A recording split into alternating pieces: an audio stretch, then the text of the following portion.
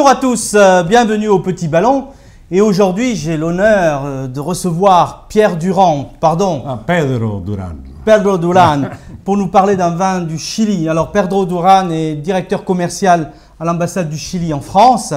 Et je tenais à l'avoir avec nous pour nous parler de ces grands vins du Chili et notamment de ce Canto Alba 2012 qui nous vient de Colchagua. Colchagua, de la vallée de Colchagua, oui. C'est où exactement la vallée de Colchagua? La vallée de Colchagua, c'est quelques kilomètres, une centaine de kilomètres ou 200 kilomètres au sud de Santiago. Donc on est au cœur du vignoble chilien. Au cœur du vignoble chilien, voilà. Parce que... Alors là, on a une cuvée 2012 et j'ai tenu à faire déguster un cépage d'origine française, mais qui a un succès inouï au Chili, la Carmenère. La Carmenère, voilà. Alors là déjà, la couleur, hein, évidemment. Alors la Carmenère, on l'a très longtemps confondue avec le Merlot. Le Merlot, voilà. C'est ça. Il y a effectivement dans le style des vins un petit peu de Merlot, sauf qu'en France, elle ne mûrissait pas toujours. Par contre, au Chili, elle donne des choses magnifiques. C'est en 1994 qu'on a redécouvert le Carmenère. Oui, parce qu'on a identifié. On avait oublié qu'il était là. Alors ça donne un vin rouge, rubis, encore jeune, quelques nuances d'évolution sur le côté. Belle couleur, hein, c'est chamarré, c'est brillant, c'est déjà une couleur très attractive. Oui, je suis tout à fait d'accord.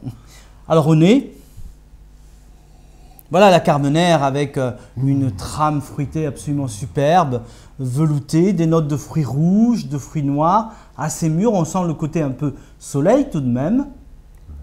Moi, je sens le Chili ici.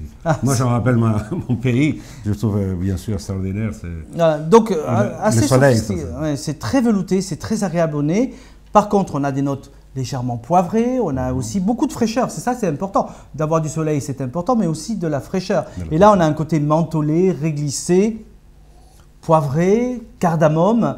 Donc, floral aussi, très flatteur. C'est un cépage très flatteur. D'ailleurs, à l'aération, on a beaucoup plus de puissance. Hein. On sent quand même qu'il cache bien son jeu. Ouais. En bouche,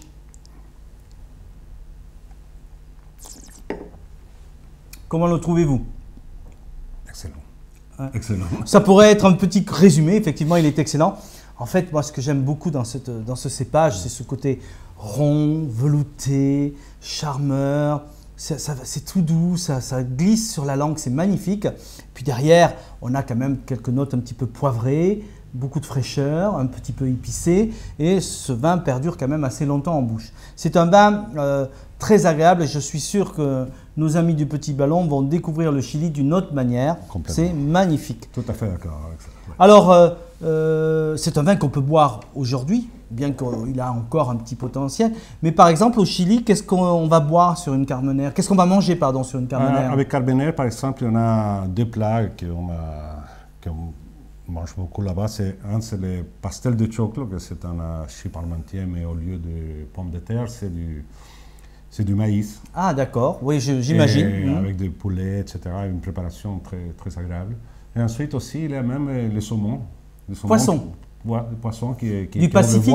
Du Pacifique, bien sûr. Oui. Mais nous, on est les premiers exportateurs du monde du saumon du Pacifique. Ah, mais est-ce qu'on utilise une sauce au vin rouge ou quelque chose? Non. Dans d'autres plats, il y a des sauces de Carmenère qu'on utilise dans la préparation des plats. Oui, voilà. Alors, je pense que de toute façon, c'est bien d'avoir une cuisine chilienne, mais c'est vrai qu'en France, il va trouver sa place avec plein de cuisines. Tout ce qui tourne, viande rouge, viande blanche rôtie, des travers de porc un petit peu caramélisés, même une cuisine légèrement épicée, légèrement relevée, ira très très bien parce que c'est un vin soyeux qui enrobera le côté épicé.